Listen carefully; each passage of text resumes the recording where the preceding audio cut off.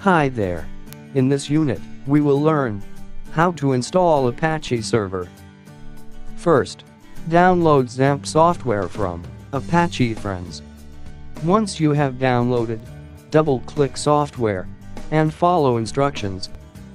Now, if you come across Windows Firewall message, then select Allow Access option.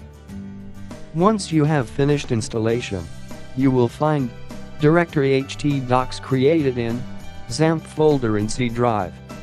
All our project files should be placed in directory htdocs.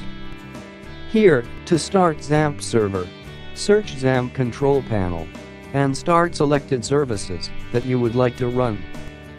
In our XAMPP control panel, you will find modules like Apache, MySQL, FileZilla, Mercury, and Tomcat. You can start any module from XAMPP control panel.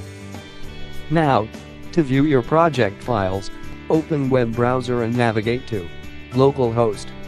If you find XAMPP dashboard, then you have installed XAMPP successfully. Here, localhost is the default address of your computer. Localhost has IP address 127.0.0.1. Apache server process requests via TCP/IP port 80.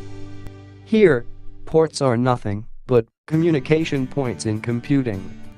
Also, TCP/IP is a protocol in Internet.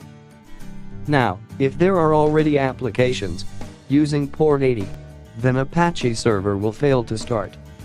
One such common application that use port 80 is Skype. Hence, whenever you fail to start Apache server, quit Skype application. Hope you understood basic installation of XAMPP server. Thank you for taking this unit.